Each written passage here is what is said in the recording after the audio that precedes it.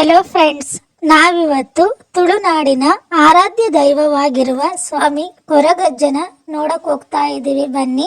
ನಾವು ಹೋಗ್ತಾ ಇರೋದು ಸಕಲೇಶಪುರ ಟು ಮಂಗಳೂರು. ಸಕಲೇಶಪುರದಿಂದ ಒಬ್ಬರಿಗೆ 167 ರೂಪಾಯಿ ಚಾರ್ಜ್ನ ಮಾಡ್ತಾರೆ.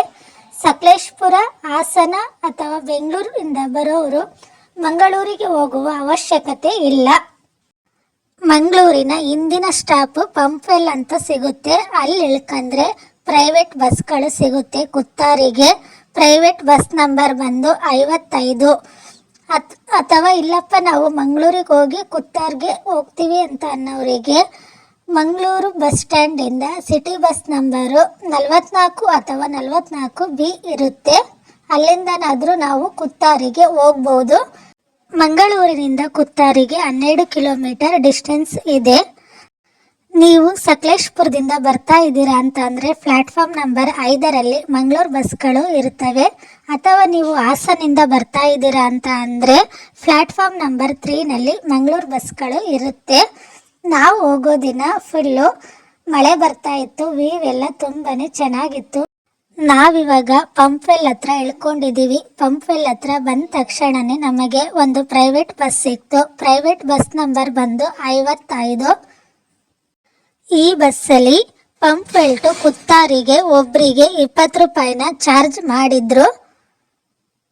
ಪಂಪ್ವೆಲ್ಲಿಂದ ಕುತ್ತಾರಿಗೆ ಹೋಗ್ಬೇಕಾದ್ರೆ ಒಂದು ಬ್ರಿಡ್ಜ್ ಕಾಣಿಸುತ್ತೆ. ಈ ಬ್ರಿಡ್ಜ್ ಹೆಸರು ಬಂದ್ಬಿಟ್ಟು ನೇತ್ರಾವತಿ ಬ್ರಿಡ್ಜ್ ಅಥವಾ ಉಳ್ಳಾಳ ಬ್ರಿಡ್ಜು. ತುಂಬಾ ಚೆನ್ನಾಗಿ ಕಾಣಿಸ್ತಾ ಇತ್ತು. ಫುಲ್ ಸುತ್ತಲೂ ನೀರಿರೋದ್ರಿಂದ ತುಂಬ ಅದ್ಭುತವಾಗಿತ್ತು. ಫೈನಲಿ ನಾವು ಕುತ್ತಾರ್ ಹತ್ರ ಬಂದು ಇಳ್ಕೊಂಡ್ವಿ. ಇಲ್ಲಿಂದ ದೇವಸ್ಥಾನಕ್ಕೆ 1.5 ಕಿಲೋಮೀಟರ್ ಆಗುತ್ತೆ. ಅಥವಾ ಆಟೋಗಳು ಇರುತ್ತೆ. ನಾವು ಆಟೋದಲ್ಲಾದರೂ ಹೋಗ್ಬೋದು ಅಥವಾ ನಡ್ಕೊಂಡಾದರೂ ಹೋಗ್ಬೋದು. ನಾವಿವಾಗ ನಡ್ಕೊ ಹೋಗ್ತಾ ಇದ್ದೀವಿ. ಬನ್ನಿ.